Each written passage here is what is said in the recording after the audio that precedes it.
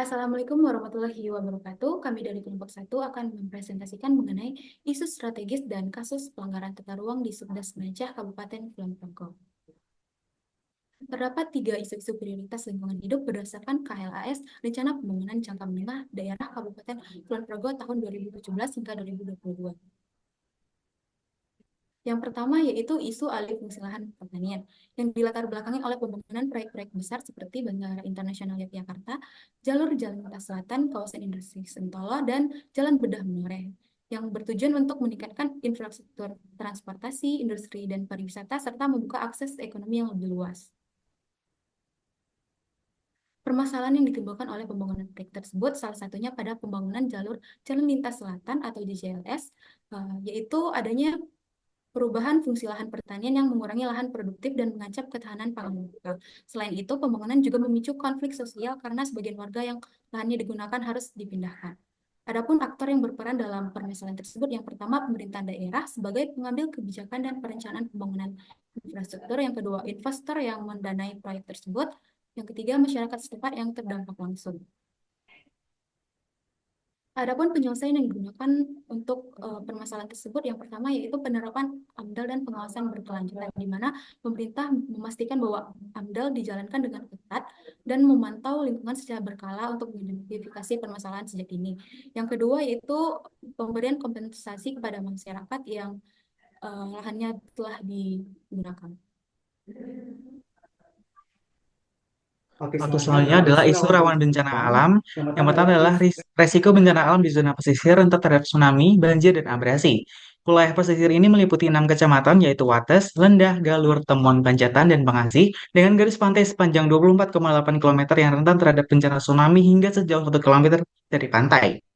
Kawasan pegunungan Menoreh mencakup Kecamatan Kokap, Girimulyo, Sabigaluh, Kalibawang, dan sebagian Pengasih, sangat rentan terhadap bencana tanah longsor dan banjir bandang saat musim hujan, serta kekeringan selama musim kemarau. Pelanggaran tata guna lahan di daerah rawan bencana, seperti pembangunan rumah dan fasilitas wisata di zona pesisir, meningkatkan risiko bagi masyarakat.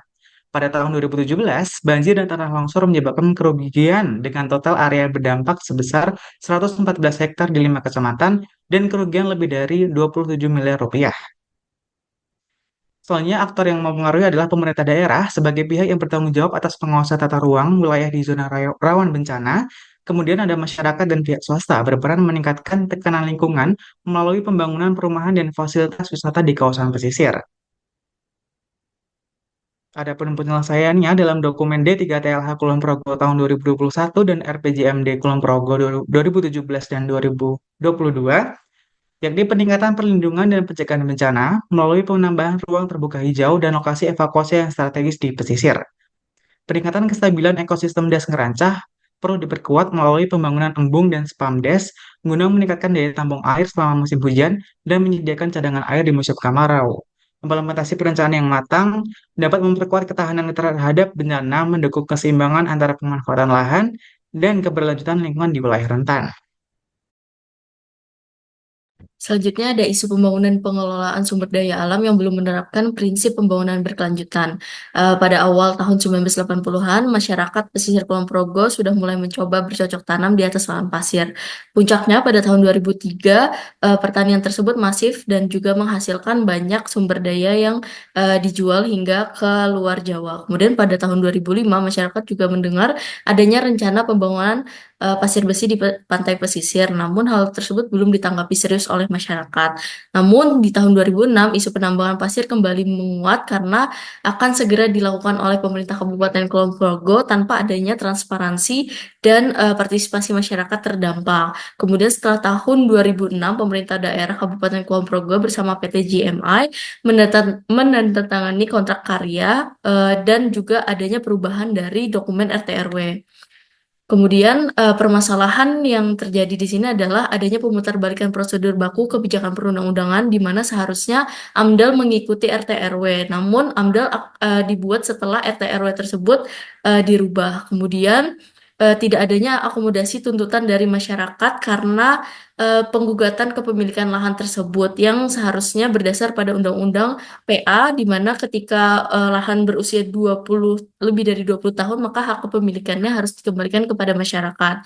Sehingga aktor yang berperan di sini adalah PT Jogja Magasa Iron sebagai pemilik pembuka lahan yang mengantongi izin konstruksi, kemudian pemerintah Kabupaten Kulon Progo dan juga Kesultanan Yogyakarta sebagai aktor yang memiliki power control dalam pembukaan tambang, serta paguyuban petani lahan pantai atau PPLP yang sebagai masyarakat terdampak.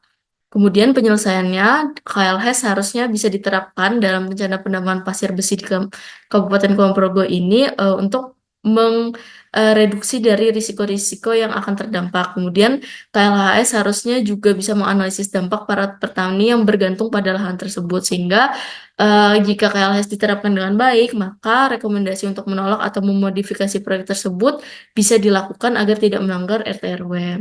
Sekian dari kelompok kami. Terima kasih. Wassalamualaikum warahmatullahi wabarakatuh.